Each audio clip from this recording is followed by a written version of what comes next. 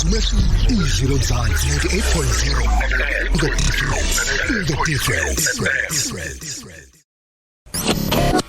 Ezomthetho noqweqwe lomlimi Mpumelelo ZIkalala uyizwi lomzansi njalo ngoLwesibili ekukhoneni ekuseni hlala noMpumelelo ZIkalala uthole ulwazi olunzulu ngezomthetho uyizwi lomzansi oluthola ku-98.0 FM Mpumelelo ZIkalala uyizwi lomzansi.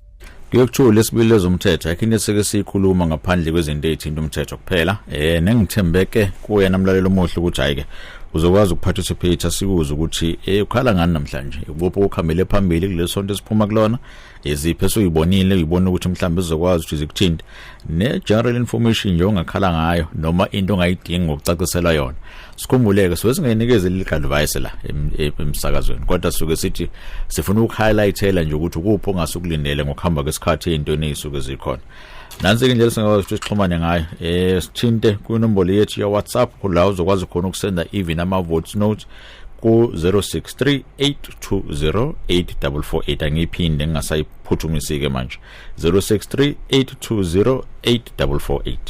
Sithinta njengamanje Shayela ucingo ku 060-480-7164 060-480-7164. Kanti page lethu ngonjalo suke likhona lapha ya ku Facebook la suke silindele khona wena sifuna ukuzokuza ukuthi kahle yini into ongathanda ukuthi sikhulume ngayo khona udaba uthanda ukuthi abalaleli balazi khona udaba uthanda ukuthi uxoxisole kulona ehambe phambili kuleli sonto sothi sithi kuyibheka kancane ama JSC interviews enzakalile yini JSC Judicial Services Commission okuyisikhungo noma ikomiti esoke likhetha amajaji lakhiwa ke ama politicians judge president even uprima noma uprima electoral osuke khona lapho la soke bezobheka khona ukuthi abantu ekumele baba amajaji kuzoba ubani yiphi indlela efanele balandele ngayo nezinto mhlambe kufanele siyibheke kubona nemibuzo esuke ikhona balekile ukuthi siparticipate kule process khona sokwazi ukubona ukuthi mesuke khetho amajaji la eKwaZulu Natal ku division yethu akhethwa kanjani sisifundazwe ke unique. You have Durban and Coastal Division, you also have Pietermaritzburg. Okuyizona indawo isuke ikhitharisha 14 and ekufanele sibheke sonke isikhathi ukuthi amajaji akhona suku ubani. So phindeke after 8:30 sibe nedaba noma nengxoxo ethanda ukukhetheka noma extensive no Spokeperson ka former president wabo Jacob Zuma umnumzana umzonyele Manya la sebesikhuluma khona ngezinto ezithinta izinto ezenzeka enkantolo nokunye nje njoba sazi ukuthi kulesonto esiphuma kulona liphelileke ithema kade nikezwe yona constitutional court as a sentence sibonileke jabula shana ama dance moves lapha afanele ngifundisa nami ukuthi ishawa kanjani yonke lempahla kade yenza lapha esokwazi ukuthi sibheke ukuthi ihambise izofika kuphi nakhona futhi sikhumbule sike sik-update ngamacala asuke khona yakhumbula icala lalibhekene no asithi CEO wasemhlathuze water nabanye babekhona khumbula phela lelo cala kwakhona even udirector general wala eKwaZulu Natal gcinenikeziwe ibheli ususpended CEO ayinqatshelwe kuyona ubuzo omunye ukuthi kanjani ngoba phela sazi ukuthi inkantolo mayisikhulumile siqedile khumbula ukuthi yakwazi ukuhamba uye high court mangabe unganeme ngesinqumo senkantolo engaphansi inkantolo engaphezulu from magistrate court noma inkantolo kaManje inkantolo yase high court la uzofika usuthi khona amajaji ngicela ningisize la bengithi section 60 we criminal procedure act ngofunda kahle kodwa ngiyabona ukuthi ngathi ngiphambukile nangu umuntu ujudge magistrate ingakwazanga ukuthi nginikeze into ebengiyidinga ukuthi yenzeke ngicela niphinde ningibhekele ludaba sibone ukuthi ningafika yini esiqhumweni esithanda ukuthi ahluke la uzobusukwazi khona ke ukuthi ube kudaba lakho and then after udaba lakho selingenile inkantolo ingakwazi ukuthi decide. That's exactly what suspended CEO umnumzana uDuze did and then yahamba inkantolo ya decide ukuthi cha hayi sibona ngathi inkantolo kaManje ayilibhekanga kahle lelo daba ke sibothe singakusiza kanjani yabe sithi cha sokunikeza ibail ka 50,000 ezobahambisana nemigomo nemibandela umgomo nemibandela oqala nobaleka kakhulu ukuthi musa ukuthintana nofakazi bese uyasitshena ukuthi ukuphi ngaso sonke isikhathi including ukusarenda passport yakho ngendlela efile kube yiyona khona ngikuze ukwazi ukuya kwamanye amazwe uzophinde liphindele lecala ngithi liphindela ngoDecember or next year mangingaphazami so lokho silandela kodwa sikunikeza ukusuka nokuhlala kwalo khona uzo understand ukuthi inkantolo isebenza kanjani yini nje objective esuke sinayo sifuna ukunikeza as much information as possible khona uzo understand ukuthi kuthiwa kungena icala noma umuntu uphume ngebill noma uapplyele ibill ukuphi okusuke kukhona. Sisegunjini lezomthetho kwimbizo breakfast show kuyizilo lomzansi. Mina sengilela ama calls akho khona sokwazi ukuthi sikhulume ngizwe nezinto mhlambe ngenzeka ukuthi ungafisa ukucaciseka kuyona nango ethi ngiyakubingelela wa future senior counsel angithathe lezibo sisi uzikale singicela ukubuza ukuthi yini private prosecution futhi yenzelwa kuphi. Ngiyabonga usijebiyela eMayville la usuke uthi khona NPA ngoba nithi anifuni kuyo prosecutor mina ngicela ukuthatha over ngiyiprosecutor lo muntu enithi nani uthola icala kuyena aninginikeze certificate esonginikeza igunya lokuthi ngifike enkantolo sengigqoke irobe yeprosecution then bese ngiyamshushisa kube inkantolo ezodecide ukuthi ngabe yonke into ihamba ngohlelo yini. Section 7 kuya section 18 Criminal Procedure Act echaza ukuthi kumele kwenzakaleni nokuthi uyifaka kanjani lo prosecution necertificate kusuka ukuthuya sidinga nesecurity efanele ibe khona ngoba kuzobe sekuthiwa if uhluleke ukuprosecutor la uzokwazi ukumkhokhela lo muntu ngokuhamba kwesikhathi indleko zakhe akade seyincurishile.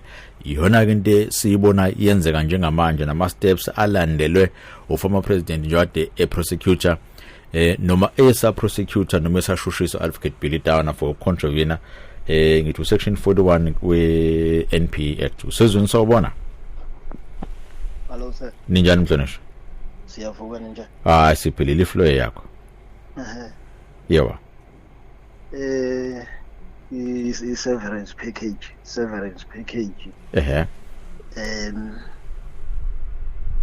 La mangabe kuhlukana umsebenzi nomqashi. Umqashi abese eqoshisa ke igixabeza umsebenzi ngenkonzo umbuyana kade mbekela bona andalo lesivumelano severance package.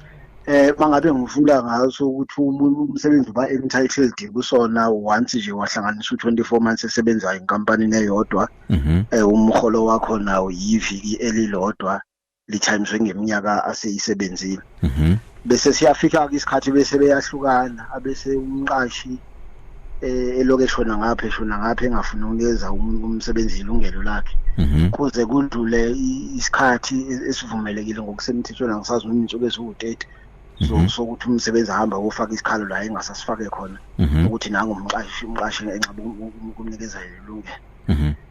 Mase sidlulele leso sikhathi ngizwa kuthiwa into esuke singasiza umsebenzi usuke sekummeli engifisa ukwazi ke la ukuthi ingabe inhloboni yommeli leyo nokuthi utholakalaphi. Ngiyabonga. Bonga mina ba. Ummeli usuzokwazi ukuthi umsebenzi ummeli usukezoba ne-experience eudabeni olusokulithinte labor nendlela zokucalculate ukuthi severance package isebenza kanjani. Ummeli uzokwazi ukuthi angenele labor court afika kwazi ukuthi akulwele udaba lakho. Naku 90 ngihleze ngichaza ngeprofession yabameli. Iyafana na wonke ama profession yezinto sokuyikhetha. So you want the best of the best and also from availability yakho noma affordability yakho ngoba sonke asibize imali efanayo. So wena ungakwazi ukuthi ukwenze sekutheni wenze research yakho ubone ukuthi ubani ummeli sothi specialize kwe labor uyamdinga yena advocate ozo specialize kwi labor nakhona ukuze akwazi ukuthi akassist. Kuneminye imam matters azongamdinga advocate ngenxa ukuthi asuke ngekho complicated ngaleyo ndlela. Enye into efanele ukukhumbule into esuke izosebenza enkantolo ubufakazi. Soqala ubufakazi bakho ubucollect kusase early wenze sure ukuthi izinto zakho uyihlanganisa kahle konke bese kuyangena mase ungenile wakuhlanganisa kahle sekulula mase uyoconsulta nommeli wakho ngoba sokuyilili hour kuphela sokwenza ukukhuluma ngayo umtshela yonke information kube sekuphelile. But ikhona ne website futhi LPC Legal Practice Council unenqaba abameli abasuke bekhona lapha kodwa mawungazi sebenzisa word of mouth la uzobuza khona ukuthi uMpumelelo engakwazi ukuthi ngimsebenzise la khona ezokwazi ukuthi angilolele lo daba. Gada ke kodwa ungahlala isikhathi eside up until ukukhokha kwe severance package yakho kube nenkinga or even worse the worst case scenario lo muntu ekufanele ngabe uyakukhokhela ugcine sethi angisenayo imali ukuthi ngikukhokhele. Yebo ngaba nayo order iphethe ngesandle ethi khokhela but at the end of the day I can't afford ukuthi ngikunikeze leyo mali oyidingayo. Sezweni sawubona. Njani babuzela? Ngiphile njani finish? Asiphile. Babuzela nginenkinga la. Yeba. Umkhulu wami washiya iplaza manje sekhona abantu abahlalayo khona ngazi izinto kanjalo zilungiswa kanjani. Khona yonke ama title deed khona yonke. Okay. Baye nomasipala usabafakela amanzi. Sebenza yonke into ngama services. Angazi ukuthi mhlawumbe i-double bika ke lelo. Okay, asiqaleke kuyi-title deed eqala. Ufike uyicheck noma ucela bakwenzele icopy entsha lapha e-deeds office eMaritzburg. Ufuna ukuthola nje ukuthi akakashintshwa yini kunaloko wena ukuphethe ngesandla. Hayi ngaye Maritzburg akashintshi lutho. Sekungenelela umthetho ke after that ngoba ubusiyoba i-victor la uzothi khona I'm the rightful owner mangabe i-ownership kuye yakho sengifuna ukuthi ngibasuse mangabe kwindawo kuye kamkhulu umkhulu nelungelo ukuthi abasuse mangabe umkhulu engekho then kufanele uqale green estate yakhe eqala before kuzoqhutsheka nayo yonke into ekhona.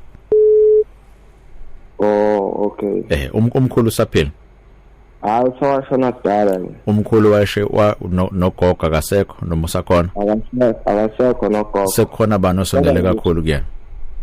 Hayi khona umabi uzama ukuyilungisa ngayo leyo ndaba leyo. Hayi ke sekuma ke fanele aqale ka master qala khona uzofika athola into ekuthiwa letter of executorship noma letter of authority depending ukuthi indawo ibiza malini and then mase kutholile ke lokho sengakwazi ukuthi ayo basendelela abantu abahlala lapha ama notice athi cha ngicela ukuthi ningiphumele ngoba le ndawo nginibeke ukuthi angibe executor yakhona ngifuna ukuyidistribute noma ngifuna ukuthi ngiyihlele ngendlela engihlela ngayo.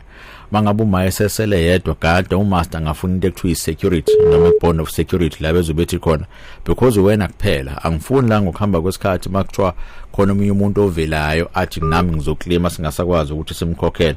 Cela ungikhiphe le bond of security khona ngizokwazi ukuthi sibe right. Umele angakwazi ukuthi assist if kuukuthi ama finances akhe nangendlela office lakhe constructing ngayo is available nanokuthi uzokwazi ukuthi akhokhele but ukuze nilenze kahle udaba leni I would highly suggest ukuthi uthunane noMpumelelo ngokuphuthuma. Okay, hayi ke ngiyacabanga ukuthi usilalelile wakwazi ukuthi asize ukuthi sithina ke siphuthuma siye ngala kuma voice note size ukuthi bathini. Ngibingelele ZIkalala umthwalo ugamenxe lo mina ngwakanyile ngilapha eshow egcinhliziyo ngagcina kuthiwa kunabantu abatshontsha imali lezi ze-COVID zagcina ingayanga la kwakumele ifike khona ngokomkhakha yazo. So ke ngifuna ukwazi ukuthi mina ngempela kanti kugcina lwenzeke kanjani lelo daba labo bantu phela sibabonanga sagcina sizwa nje kushiwo asazi futhi noma baboshiwe noma bagwetshwa nini asikezwa namanje. Lapha abanye sebephinde badla imali zabantu laba abakhahlanyezwe izikhukhula asizwa futhi ngabo ukuthi indaba yabo ihamba ifika phi. Bengajabula noma ngacaciseka kulezo zinto ezikanjalo. Okay. La ngiyacabanga kakhulu ukuthi kungadepend ukuthi lelo daba lalibekwe kuphi. Nansi into engengisho. Yabona masinama politicians soke siwathuma lapha legislature. Zona zonke izinto kufanele abasibhekele zona lezo ukuthi kwenzakalani ngazo. Kodwa nasa akuthiwa ukuthiwa siqonye umlomo singakwazi ukuthi sikubuze. Ungakwazi nje ukuyibhala incwadi to IP.2 MEC noma uminister uthi ngicela ungicacisele la ukuthi izinto zakho zahamba kanjani ngalolu daba sifuna ukwazi ukuthi kwenzakalani even nabendaba futhi bathinta ngoba nakhona bayakwazi ukuthi balilandelele lolu daba baze bafike egcineni. So ukuthula kwethu ikona okuzodela ukuthi abantu abayigila mkhuba bangenzi kahle bayibone ngathi hayi bangaphezulu kodwa mangabe sihlala phansi sithi cha ake silikhulume lolu daba sinizwe ukuthi nithini then yonke into izobe sihamba kahle. Sezweni sawubona ninjani mhlonishwa? Siphelile uma ngiyayisebenza mhlawumbe ngifuna udokotela ko akwami uma kanti elokhenza into ayithola yadikayo like bezodokotela encwadi inani right ukumvulela icala leyo nto into eright ukuthi ngoba inosiyelwazi bazama ukuthi kuphila kanjani kusenganikela bonke abantu noma kuso i-commendation. Imake ngicela ungiphindele ngilahleke la uthi yeah umphathi wami nginika incwadi eqhamuka ukuthi abantu ngokufa kwami nemini nakho ukadiscuss abantu nge-competition yami mina ngithi okay labantu abatshenile aba part of management noma abantu abangeyona abasebenzi abanye bawuthola ukungcina ngakho lo. Okay kurong kakhulu ke lokho asuke sekwenza ngoba information osukunikezwe yona noma usukuyikhiphile it is meant ukuthi ayibe confidential kakhulukazi masuke vela kudokotela. Ama policies enkampani ngiyacabanga ukuthi ayasiza lapho noma ngakwazi ukuthi assist ukuze izinto zakho zihambe ngohlelo kodwa lokho asuke sekwenzile hayi ngeke kusuke ngingasahambanga kahle. Kufanele uthathele phezulu lo daba la uzobe usuthi khona ngicela niyenze sure ukuthi ngiyakwazi ukuthi ngivikeleke ngamapolicies ala ekhaya mangenzakalanga lokho ukhona umthetho ungakwazi ukuthi ukusize ngaphandle. The most extreme case will be criminal injury la udisclose khona information or invasion of privacy ngakwazi ukuthi ngene khona but umqashi wakho uyena okumele angenelele iqala kulolu daba. Siphuthume sengala kuma voice note siza ukuthi bantu bathini. Ngibingelele Mrs. Okay hayi ke bese ngizile ngala. Asenze kanje usezweni sawubona. Yebo sabona baba unjani? Ngiphilile njani baba? Ngiyaphila baba. Ngicela ukuremember anonymous baba. Yebo baba.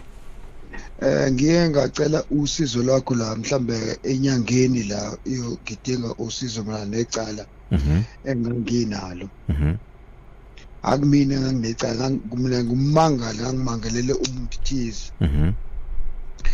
Wasungichushisa ukuthi angingene umnyango so ngihambile ngakulo umnyango ke awuthe mina angabe ngiyofuna laba bakwa NPA ngakulaba bakwa NPA abakwa NPA mangifike ngilibeka ucingo udaba lami kubona base bengichushisa bathi cha bafuna amaphepha la angangwanike akasaswenze enkantolo noma ngiwathole enkantolo ummangalelo ngawaveza bawahlaba amaphela babona uburongo benziwe enkantolo emaphepheni basabethi kumina ena cha angibuyele emuva ngephi ngiye ku prosecutor ngifike ngicela ukuthi ene akabhale in writing ukuthi icala lami liwithdraw kanjani hayi wanqaba waphethe ngababuza futhi before ngisuke kubothi makwenzeke inqaba ngenze njani bathi kumina uma wenzeke inqaba ngitshele bese ngicela omphethe ongaphezulu wakhe noma yena ngicelele lo nqaba ukuthi akangixhumanise nomphethe ngaphezulu kwabo bazibangele ukuthi ngizomthola kunendawo hayi wathi mayinqaba ungibhalile incwadi wathi ngiyakwazi ukuyibhalela leyo ncwadi okungcono mina angihambe police station ngiyofunani idokodo so ukuze bangenzele icopy yane dokodo mangibuyele police station bathe police station abakwazi ukwenzela leyo nto bona yona prosecutor isina prosecutor ene right yokwenza lokho engidinga ukuthi kufuna umnyango weNPA ngiyami lana bathi mina uma ngithola angilithola usizo la bese ngiyakuyena usine prosecutor ngicela angenzele iarrangement ukukhulume nomphathi wabo abashapazi ngonyaka wathi angiyakwazi ukwenza lokho ngoba mhlambe mina ngiqhama enhlanganweni ethize epolitiki athi ngicha mina ngumhlalo waseNingizimu Afrika nje ube necala la i-case number yami yecala awangichitha ngalo ndlela wathi mina ngiyakwazi ukubhalela lo ncwadi ngiyakwazi ukungixhumanisa nomphathi wakhe futhi. Okay, so awukakazi uthole indawo la uzokwazi ukucomplaina khona ngokuthi kwenzakalani? No, angazi. Okay, asenze kanje nakho khona inamba engicela ukukunikeza yona la likhona ipen eduze likhona baba. Okay, asiqale ngale u012 845 6000 nansi ke enye yesibili engicela ukunikeza yona imake ngizokutshena khona manje lezi number kunikeza zona ilezi uzokwazi ukuthi uhambe ufike ubafonele batshene ukuthi ufuna ukulodge complaint awukwazi ukuthi ukwenze lokho ngenxa ukuthi prosecutor akakuvumeli ukuthi ulodge complaint ucela ukuthi abaku-assist ngo-office eliseduze khona uzokwazi ukufaka khona i-complaint yakhe in writing nansi enye yesibili imahala ke le 0800 212 58 yeah 580 or 580 okay and then bese uyabacela ukuthi ufuna ukulodge complaint ngale ndlela okuyiyona ucela ukuthi abakucacisele khona bezokwazi ukuthi izinto zakho zihambe ngohlela and then bese uyaqiniseka ukuthi mase uyifollow ile complaint yakho yonke into ibe in writing khona uzokwazi ukuthi uyilandelele mawuphinda kulabantu abaye kubona ka NPA ubatshena ukuthi unqabile even ukuthi angidlulisele kumphathi wabo bathini kubona ngoba ngicabanga ukuthi ihead office ye NPA la KZN iyona lolu double zohamba liphinde back kubona from unational. So if ukuthi abakusizi manje ibazonginikeza iwari ukuthi indaba bengakusiza ngalesi sikhathi. Okay, bengabeli ukubona laba NPA why ngobuyelanga kubona ngoba bathi kumina ayikho into abangalukuzana bangabhalela yona ngoba wathi kumina uma ngabe kukhona ofuna ukuthi mina angibhalele incwadi banganga disclose lokho kuyena ukuthi cha mina sengiqhamba ama office na NPA manje mina kuthiwa ngicele ungibhalele in writing ukuthi icala mulidrowe ngani ngoba ummangalela wasayina wathi cha yonke into uzoyilungisa lendlela esasivumelene ngayo. So bona usethi NPA ayi ubrongo osubona ukuqala amaphepha abakunikeza wona yabona amaphepha lawa owaphethe wrong le prosecutor ayikwenzela lento kunebrongo abeze kukhulu. Okay, hayi kulungile. So wathi mina kodwa lo brongo bobonakala uma bese kuthiwa sibuyele enkantolo makuthiwa lecala libuyele lafika enkantolo ila sekuyovela khona ukuthi ubrongo ababenzaphi. Ke kulungile. Ngicela ukuthi indele zayi number uphindele kubona kodwa office labo khona uzofika ubeza ukuthi bathini. Okay baba. Ngiyabonga kakhulu baba. Ngibonga thina baba. Ake ngibaleke ngiye ngala ngasendabeni nangi babudla ngamandla. Sengibuka la. Kakhulu ma comrades njengoba usale seshilo namhlanje sila ngokungajwayelekile sijwayele ukuba lapha ngoba sizovela enkantolo sibekwa amacala kodwa namhlanje sila ngoba sibeke amacala omshushisi okuyena ohlale ngishushiza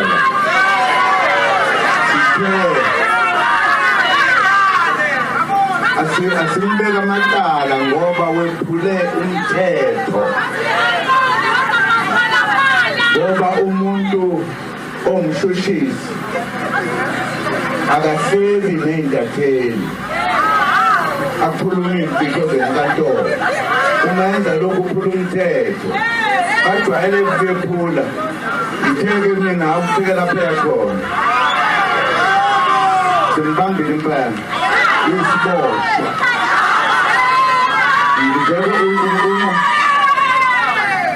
ijaji kuzela ukuthi bafuna langela ngilithile ngo-9 uma bengafiki bayaboshwa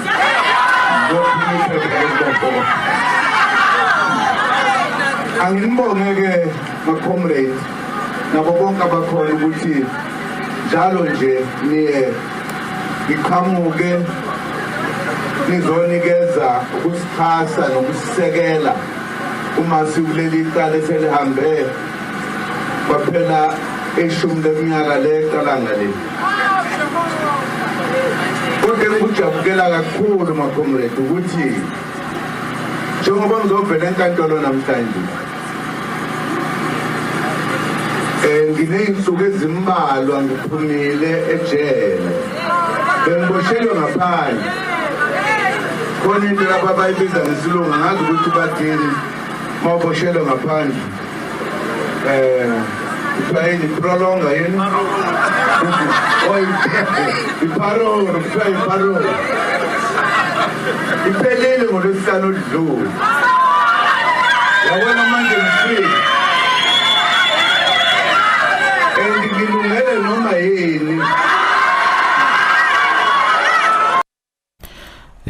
Boku mongameli Baba Jacob Zuma ekhuluma lapha enkantolo izolo ngaphandle. Angithathe lelithu kuba ngibengelele ubaba Manya spokesperson we Jacob Zuma Foundation. Baba Manya sikubengelele kwizwe lomzansi uyaphila kodwa? Ngiyabonga baba, hayi no siyaphila kahle kakhulu ngibingelele nabalaleli bakho. Siyabonga kakhulu ukuthi nisijoyine namhlanje. Siyazi ukuthi izolo benisenkantolo mhlambe before siyongena kade kukhulunywa ngake enkantolo. Ake siqale ngisebe concerned kakhulu ngehealth ka former mongameli ukuthi uyaphila yini, right? Yonke khamba ngohlelo. Cha, I think ispirit zikamongameli ziphezulu kakhulu usemoyeni. No okwamanje impilo yakhe inhle kakhulu. Siyabonga kakhulu. Siphinde futhi kube indaba zokuphuma kwakhe ngeparole. Siwabonile ama video lapha busho impela nje akade usho ukuthi spirit sakhe siphezulu. Uzizwa enjani after isigwebo sesiphelile? Hayi no umoya yakho ukhululeke kakhulu and yikho ebonga nje nabantu indlela bamxhase ngayo. Uyabona ukuthi ngempela la eMzansi uyathandwa kakhulu. So naye ke uya appreciate konke lokho ukuthi cha uyabonga. Uzoyibuza omunye ukuthi kodwa kusakhona appeal la kulolu daba esike sizwe ukuthulekile ngayo bangasho ukuthi mhlambe bayilaleli isikuphi yona ngoba siyakhumbula amaphepha kade efakiwe appeal kodwa ayikho response esitholayo from inkantolo mhlambe singezwa ngakuwena. I think nje the court ephakeme yaseBloemfontein mhlambe nje bazama nje ukuthi nje bangahembabasani bodwa in that court system yabo ngoba into ekumele bayenze iclear kabi ayibhayizisi nje nakancane iclear ngoba njengoba saselapha nje eBloemfontein into yokuqala namajaji ayayibuza ukuthi nithi si-review ini la ngoba lento nisinike yona ayiphelelanga naku nisinike le-medical report enidecide ngayo ukuthi usholoza kobuyela ejele kodwa nale medical report icinga indawo eyiningi nje sibonakala la zicingiwe la kodwa kuthiwa asireviewane la uyabona ngamanye amagama nje ngathi mina the way ngibona ngakhona bona ngathi lenkantolo yaseBloemfontein ibona ngathi izochithela isikhathi so njengoba bengaphenduli nje I think bathi babhizi ngento ezibalekile le ayikho le bayazi ukuthi njengoba iappeal ifakiwe ngendlela efake ngayo kusho ukuthi lesasigwebo esibhedayo sakamathojana akukho la siyakhona so that's the first thing ukuthi nje technically nje into phambi kwabo baphethe into engaphelele baphethe i-medical report uzayibiza ke baba ngesizulu esiproper but baphethe i-medical report redacted so lo medical report ukuthi ujudge we-high court usithathe kanjani isinqumo ngento nje ehamba icishwe indawo lezi zonke usithathe kanjani isinqumo asithathile number 1 number 2 thina ke njenge-Jacob Zuma Foundation sibheke ukuthi okokuqala nje uma uzothola eparole uyithola ngendlela ngezizathu ezimbili okokuqala uzoyithola ngoba uyi-applyele or uzoyithola ngoba usuya qualify for yona and all of that in this case unqamalala akazange ayi-applyele le parole i-system uhulumeni asingeke angifuna ukuthi ubize igama uhulumeni odicidile in the correctional services i-department kahulumeni i-correctional services ithema ibheke isimo kwayiyona ehamba phambili ukuthi awucha lesimo sicayi asisebenze kanje kube yiyo edicidile unqamalala wayinikezele emthethweni umthetho wadecide umthetho wadayi ngcono bengaphandle wena uzoba duze nabodokotela bakho ngoba thina la e-correctional services asinayo yonke lento efunekayo ukuthi uphile ngamanye amagama uma uza kithi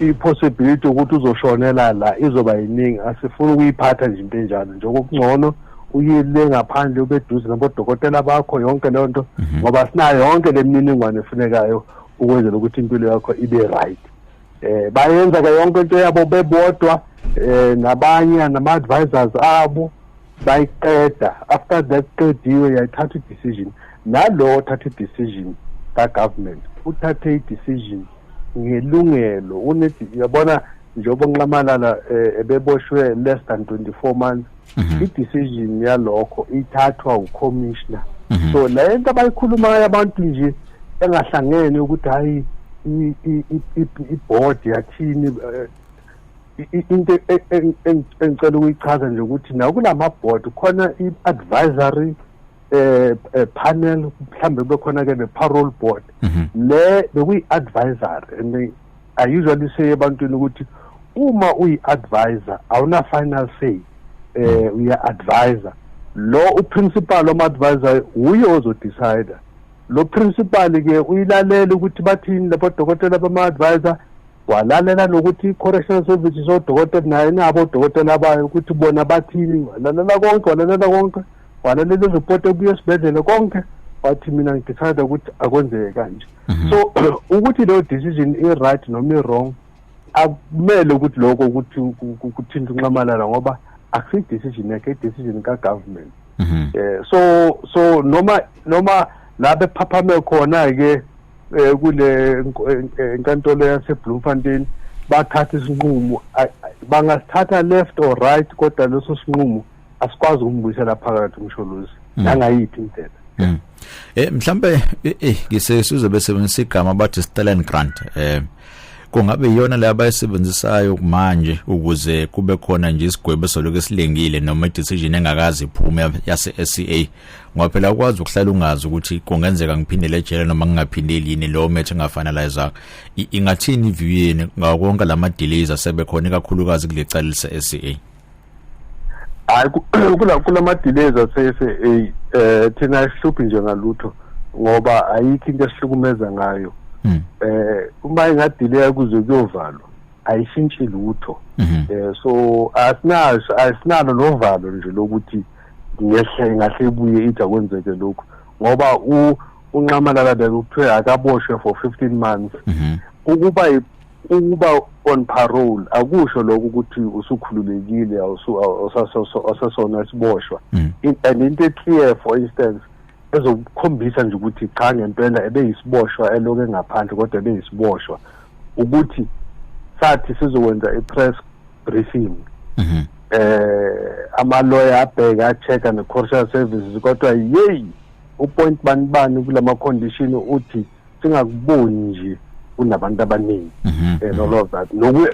I mean kuma-press briefing normally is about 10-20 people abalapha nje uhlangana nama-journalists konke, kwathi onxamalala akakwazi nje ukuba kunendawo enokuhlangana onyana nje, akafuneki nje enhlobo lapho.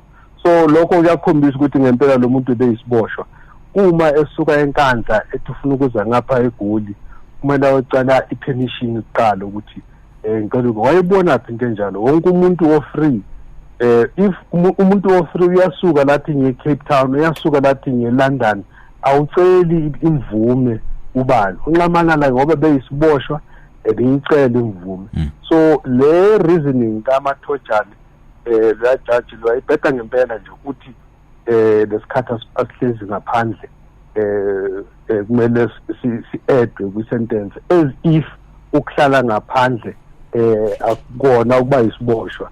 Leyo nje ikhombisa nje ukuthi mhlawumbe namajaji awayi-understandile ukuthi yini parole. Kumele bawufundiswa kancane ukuthi uma ukuyi-parole lokho akusho ukuthi awusasona isiboshwa, usaseyiso isiboshwa.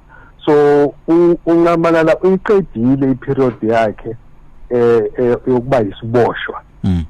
So there's no decision ezothi uqedelelani ngoba uyiqedile. Bekuthiwe uzoba isiboshwa for 15 months, ube yiso isiboshwa for 15 months.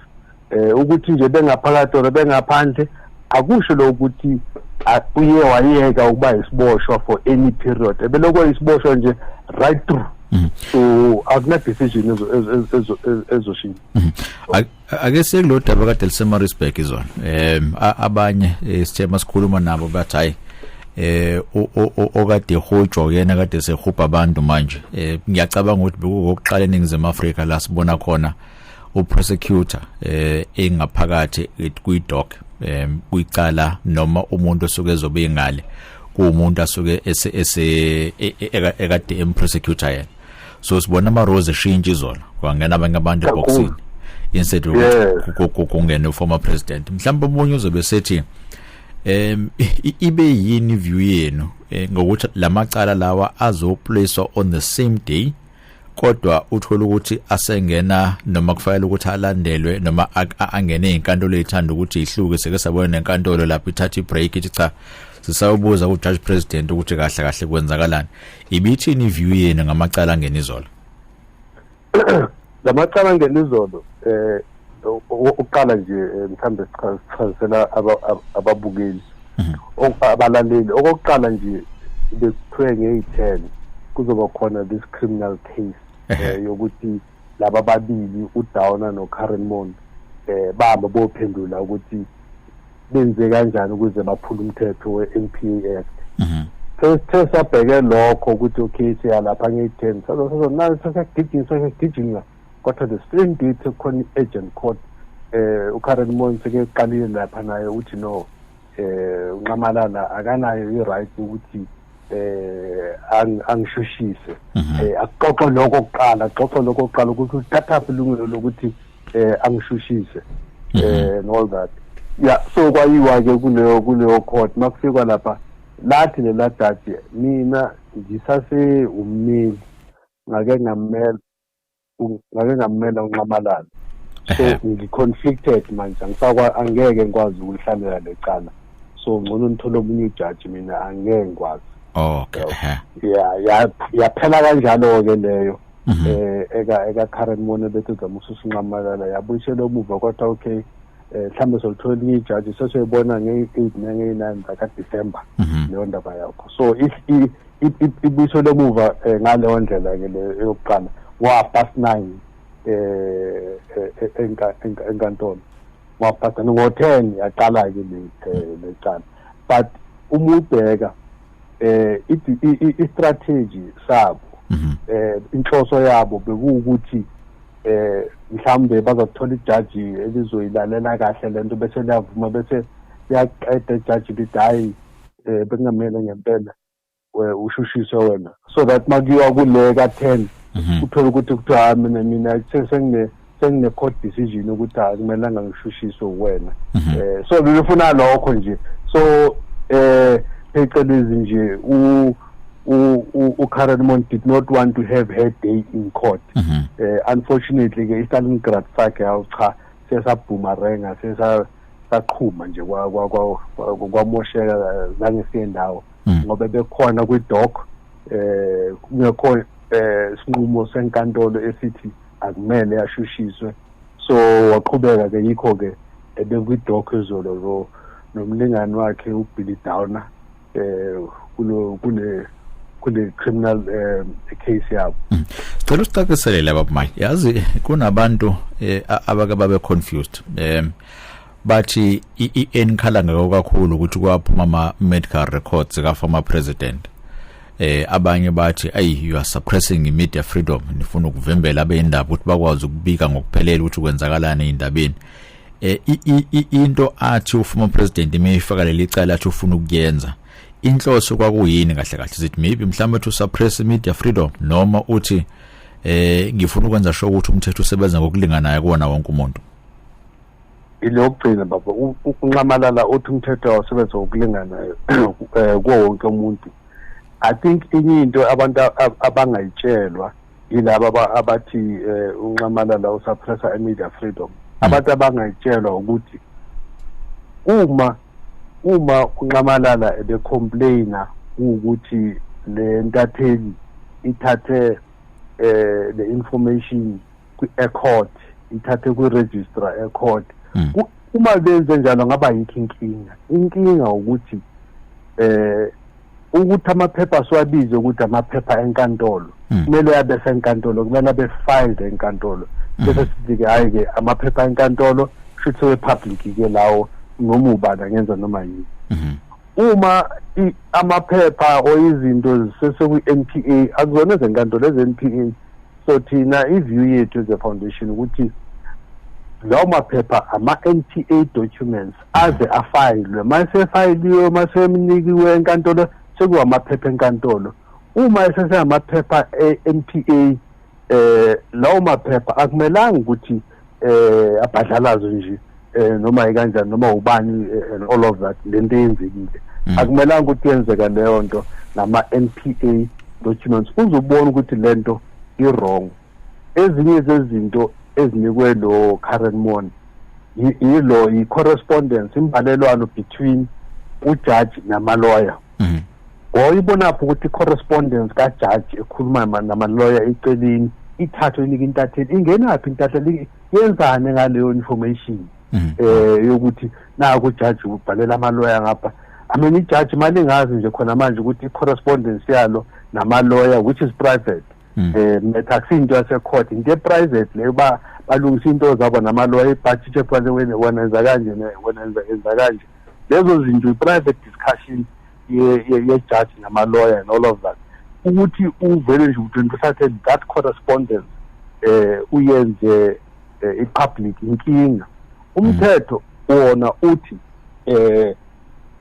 section 41 subsection 6 we-NPA Act lo mthetho uthi akunamuntu noma ubani awukwazi ukuthatha i-information ye-NPA uyinike inoma ubani yabona into le i-clear ukuthi akuna exception ayithi awukwazi ukuyinika noma ubani ngaphandle kweintatheli ayisho kanjalo ethi nje awukwazi ukuyinika noma ubani so mabenike lo muntu kusho ukuthi umthetho uphuliwe lapho so unqamalala uthi lento ayenzayo wenzela ukuthi umthetho awu-apply ngokufana ebantwini but also importantly ukudefenda i-criminal justice system uma ungathi wena uwumuntu nje wazi ukuthi hawu abashushisi bakahulumeni bayakwazi ukuthatha information yami bodakwa ngayo somewhere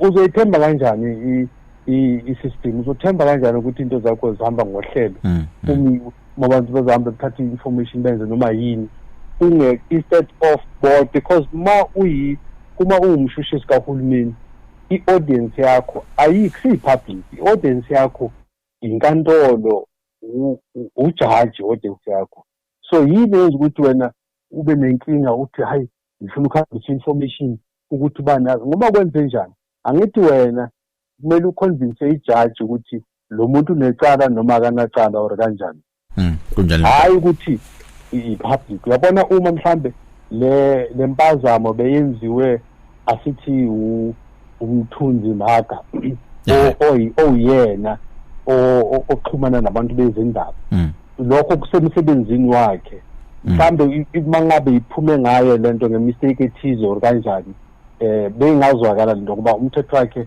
ufuna ukuthi ngoba umsebenzi wakhe ukuthi amaphephandaba azi konke manje mazoqhamuka seyiqhamuka kumshushisi umshushisi uhlanganaphi nemedia uhlanganaphi neintatheli umshushisi lokho nje kukhombisa ukuthi lento ibingekho emthethweni okugcina uma ngaba lo mshushisi ebedecide ukuthi naye ke manje sekezozenza i-communication agent yini ekhetha le ntombazana yodwa nje kuphela kule South Africa yonke yini engathanga sibizeni ke bonke abantu bemedia amenye ilo nale lo current mon wakhona le phephandaba asebenzelayo labantu abaphekema sino nokuthi i-medium ehlanganisa wonke umuntu yela i-niche market nje yalaba baseqopheleni eliphezulu i-SABC for instance nale channel engikhuluma kuyo njengamanje zangimenywe yona lapha ukuthi bafethu zani ke nazi indaba nikwazi ukutshela abantu so laba abanikwayo bodwa nje ngoba benze njani bona yini ezikuthi bona babe special yabona nje nalapho nje yakhombisa nje ukuthi akuyona media freedom corruption sesivala babamanje siyazi ukuthi kufanele kuphendule enkantolo ngo-October kulela cala le Thalisi ngabe kuphindelwa nini khona enkantolo okay lela cala angiboni ukuthi izokwenzeka nje into yange-17 ngoba uzokhumbula ukuthi i-Constitutional Court recently iye yaconfirma ukuthi le decision kaDowner le decision yasenkantolo yasePietermaritzburg yokuthi that application 106 that whole decision nje nesayithatha sayisa Supreme Court of Appeal and all of that i-Constitutional Court ithe okokuqala nje le decision ka-Judge President eBloemfontein siyakwazi ukuyi-aphila. It's appealable, number one. Number two, yaseyithi naleya decision besiyise elo FCA ngokwayo nje singakwazi ukuyiletha directly e-Constitutional Court. So abameli babheke ukwenza something like that to the Constitutional Court.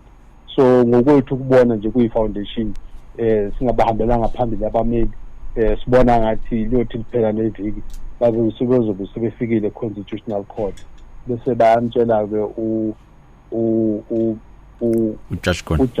ujaji khona ukuthi hayi-ke baba le ndaba seyise-Constitutional Court, so asikwazi ukuqhubeka nge-17. So ngokubona kwethu kwi-foundation iyi-17 ngeke zenzeke, kuyofikwa nje lapha kuyospenda 5-10 minutes kuthiwe nje lapha cha icala lokwazi ukuqhubeka ngoba le nto esese-Constitutional Court. So ngiclear nje ukuthi nge-17 I think ezowenzeka eyiphi by 5 minutes nje yokuconfirm ukuthi icala lisese-Constitutional Court, so alikwazi ukuqhubeka ke lethalisi nonqamalala. Babamanye asibonge kakhulu ngesikhathi sakho nje wasinikeza sona namhlanje emsakazweni izwe lomzansi 98.0 FM. Please pass our regards to former president mtsheni ukuthi nathi siyambingelela nabaleli bambingelela kakhulu. Siyabonga kakhulu. Sibonge baba, thank you very much. Siyabonga. Okay. Bekuyena ubabamanye okuyena umkhulumeli we-Jacob Zuma Foundation. Esami isikhathi esiphelile sengidle nesikadla ngamandla la ngiyabona ukuthi sebonakele macala amakhulu kakhulu. Mlaleli wezwe lomzansi asibonane next week ngolesibili kusukela ngo8 kuze kushaya 9 la sobe sidinga khona zonke izinto ezindaba ezithinta nomthetho. Asiqhubeke sihlangana lapha ku social media ezomthetho noMpumelelo ZIkalala lolu daba seliqhubekele silihloqele phambili. Izwe lomzansi 98.0 the difference.